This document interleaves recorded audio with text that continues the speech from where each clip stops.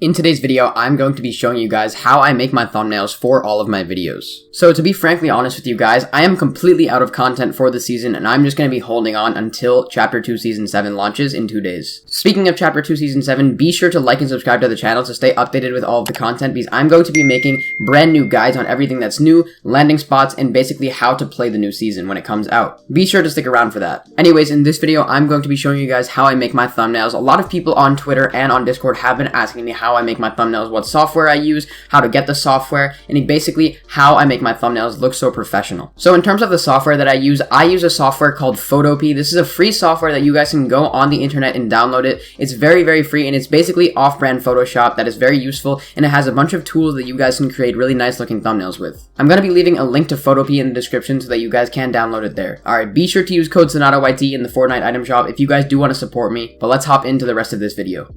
So getting right into it, the first thing that I do in order to make my thumbnails is I'm going to be selecting a background. For the purposes of this video, I'm going to be using this background right here, as you guys can see on screen. This is a really good background because it has a lot of sky in it, which is going to be a very good, filler color for the background, which is going to help a lot with making the stuff that's in your thumbnail pop very much.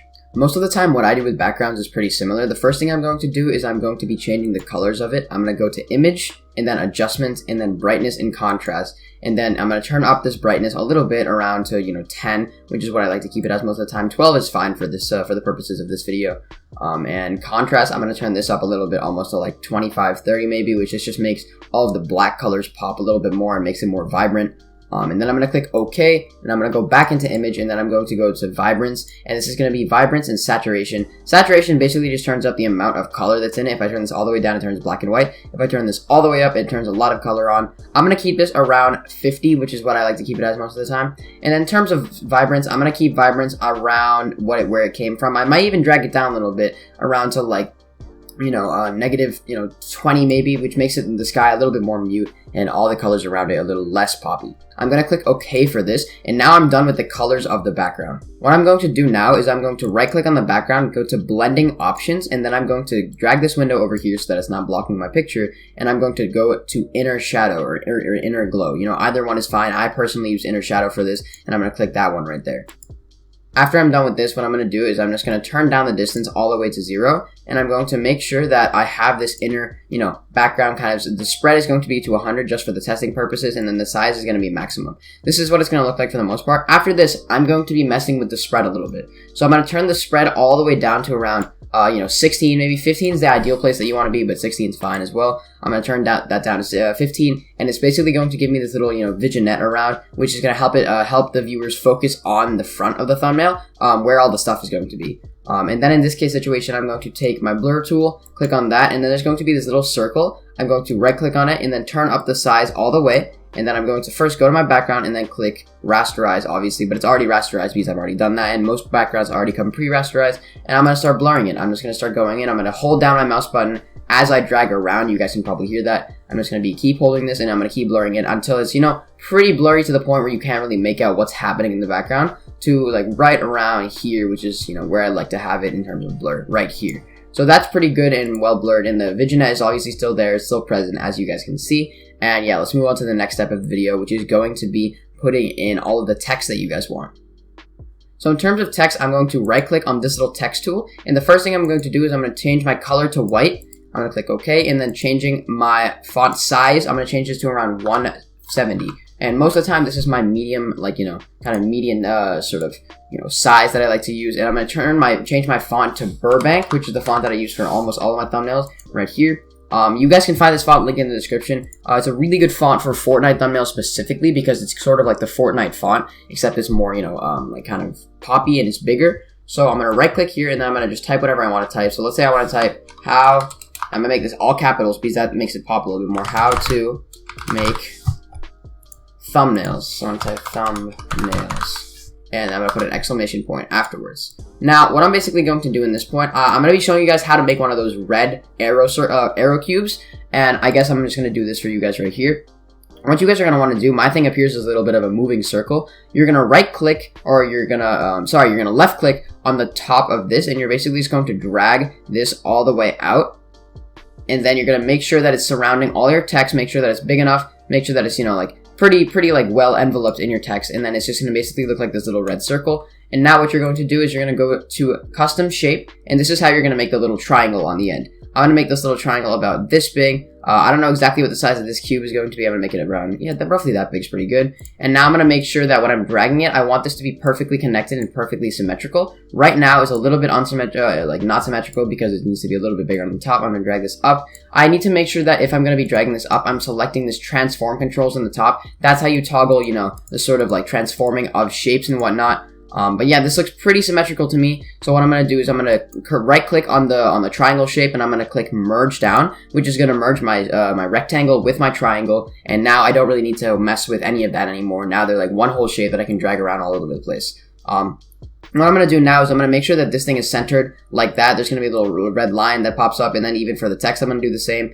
And I'm going to make sure that this exclamation point is close enough to the point where it's pretty much the same distance from the T to this, and from the exclamation point to that. So I'm going to move it a little bit more, and now that's basically done. I'm going to then right click on my shape, go to blending options, and now I'm going to go to stroke, and it's going to give me a little bit of an outline. I'm going to change this to white so that it makes it pop a lot more, and I'm going to turn this white stroke all the way up to around, I don't know, around 10 is pretty good. 10 is what I like to use for them most of the time, and 10 is going to make it pop quite a bit. I'm then going to right click on my text, and I'm going to go to blending options, go to drop shadow. Drop shadow is what's going to give it that sort of outline. I'm definitely going to turn this to 135 for my angle, and I'm going to need to make sure that the size is going to be very, very short, and very, very, like, you know, not a very large size. The spread is going to stay at 0. That's not going to be a big of a deal. And the opacity, I'm going to turn this up to around 70, because that's the ideal opacity if you guys want to make these thumbnails, you know. I'm going to turn it around 70. And you need to make sure that the blend mode is black, and you need to turn down the distance all the way to the point where it's right around 5 is the sweet spot, I'd say. But you can go lower if you want to. You can go higher if you want to. Higher does look a bit strange, but I like to, you know, keep it around 5. That's my ideal spot for when I'm doing this. I'm going to click OK, and that's going to be the finished product. I can merge the text down with this. This is going to be the finished product of this right here, as you guys can see. And I'm just going to just drag this down over here so I can focus on this other text right here.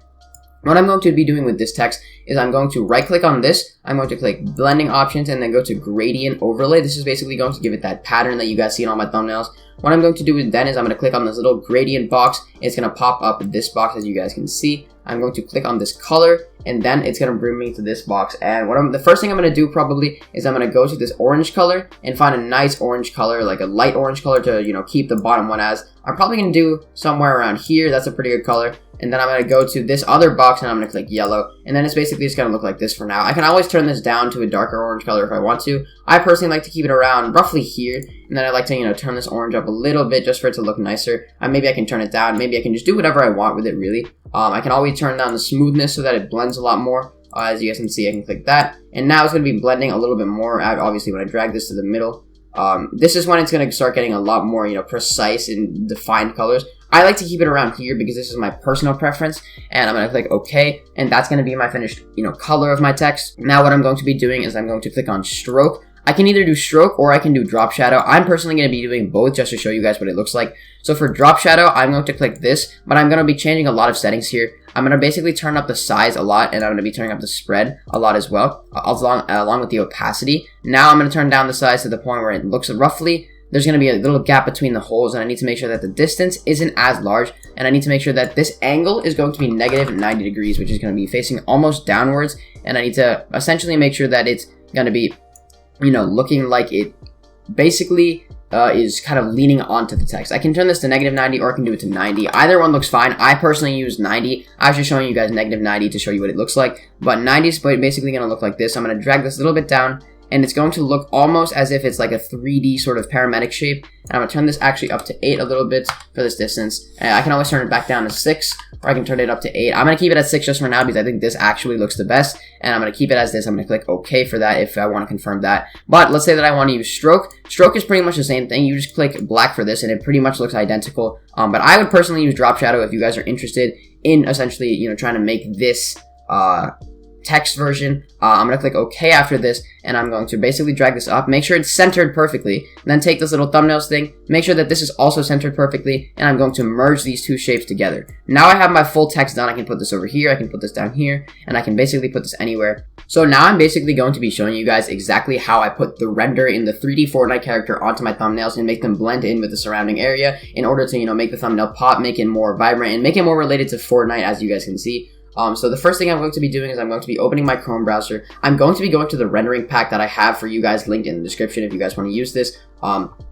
But I'm basically going to be showing you guys how to do this, and I'm going to scroll down to the point where I find this crystal render. This is the one I'm going to be using for the purposes of this video. This is a really good one if you guys are trying to point at something. I'm going to click on these three little dots, just click on this download button. I'm going to click download, and it's going to download it to my computer, render number 28. I'm going to click show in folder, and I'm going to then minimize my Chrome. And I have this on my other monitor. It's basically the render. I'm going to drag this on to my photo P, as you guys can see right here.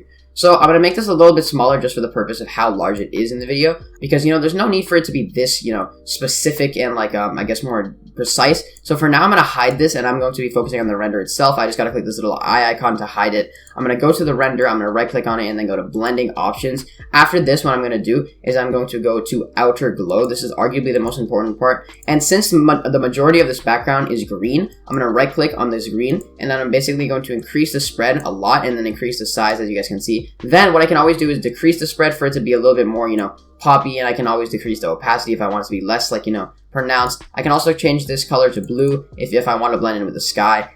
Basically, it doesn't really matter what color you go with. It moreover matters, how you try to utilize the color. I can turn this all the way up and then turn the range all the way down and make this look a little bit more poppy like that. I can obviously turn this all the way up and make it look like that. But for now, I'm going to keep it just like this so that it kind of blends in with the background a fair bit. And I'm going to click OK to that. What I can always do is change this color to a mix between blue and green, something like almost like that. And then I can basically just keep it just as this color, which is what I think I'm going to do for now. So I'm going to click OK for that color. And right now we have the finished outline of my render. What I can do to my render is I can change the color of it. I can turn up the brightness if I want to, which I'm not going to. I can turn up the contrast. I'm going to turn up the contrast to around, I'd say 25 is a sweet spot. I'm going to click OK for that. Go back into the image, go to vibrance, and then turn up the saturation to around 20, which is the ideal spot, because it's going to make the render look a lot more kind of professional looking, and the skin is a lot more vibrant, the lipstick's a lot more vibrant, the hair looks better, the body looks better, everything looks a lot better if I turn up the saturation. I'm going to click OK on that, and now my render is pretty much finished, and I have also my text finished. And one thing I will say, do not be scared to let your text overlap on your render. So if you want to keep your text right here, or if you want to make it smaller, you can always just click transform controls, and you can turn this down to around, I don't know, however small you want to make it. Let's say you want to make it about this big. It's not that hard. You can make it all, obviously you can keep it the same size and just put it over here. I think for now what I'll do is I'll just put this right here, and then I'm going to put the photo P logo right here to match along with the how to make thumbnails thing. I can obviously drag this as much this way as I want to. I can keep this, however far away from the text I want to, but I think for now I'm going to decide to keep this here and keep the text up here. And now what I'm going to be doing is I'm going to be downloading the photo P logo off of the internet. What I can do is just type in photo P logo PNG, which is going to make it really transparent. Then what I can do is I can go to this photo P logo. This is going to be either transparent or non-transparent. This one can also be transparent, but I think for now we'll just use this one. I'll right click on it, then I'll click save image as, and it'll save it into my, essentially my files. I'm going to click show in folder. That's going to appear on my second monitor, obviously, and I'm going to drag this over here. And what I can always do, and this is, I'd actually argue the best way to do this, I can take a shape, like this paramedic shape is what I used last. I can take this shape, and I can just zoom in. Control plus is what you need to do to zoom in. And I'm going to, scroll a little bit to the right, obviously. I can zoom in, and I can basically find out the exact pixel of where this is starting and where this is ending. The photo P logo, obviously. And I can just drag this and make this, picture pretty much as large as the photo P logo would be, right? And now what I can do is I can take this, I can zoom out. Obviously, I can Control Z that, but I can start down here, and I can basically just make it as big as the photo P logo.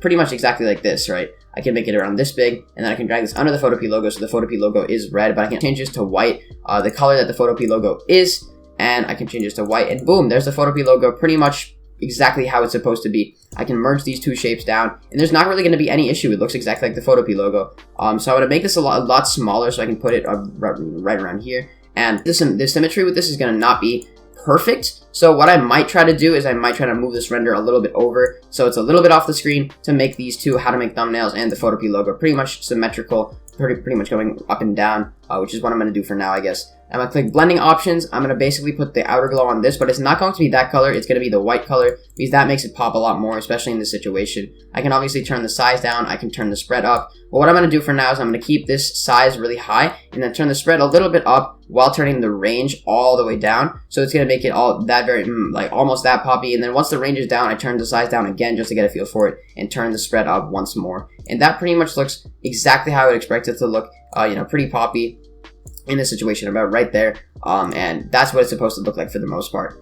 This Photopea logo, I can obviously change the color of it if I want to. Let's say that I want to go back here, turn up the vibrance for whatever reason. I can turn this very, very high. I don't think that makes any difference at all. But yeah, it's fine, I guess, for this situation. It looks pretty good and pretty filled up for that Photopea logo. So I always try to symmetrize this with my with this render right here. It helps it seem more, I guess, professional looking in most regards. Let's say that I want to make this thumbnail thing a little bit more down, a little bit more this way. I can always try to put it like that and then put the render leave it a little bit more this way. And it just looks a lot more professional. So this is what the finished thumbnail is going to look like without my logo in it. So in terms of how to put my logo into my thumbnail, I think the first thing I'm going to be doing is I'm going to be opening up a previous project of mine where I basically put the logo in the corner there. And I'm going to take this layer from that project and then drag it over here so it places in this project. And now basically what I have to do is just move all of this stuff around to make sure that it doesn't interfere with that that previous type of thumbnail that I made. And I can obviously move this crystal logo down a little bit. I think what I'm going to do for now though is keep this up, move this Photopea logo essentially so it's perfectly lined up with this. What I can obviously do is merge these two down so that they're perfectly symmetrical and I can move them wherever I want. So let's say that I want to move them a little bit more down, just like this, and I can move the crystal logo above all of this, as you guys can see. This is going to be a pretty successful thumbnail in my opinion.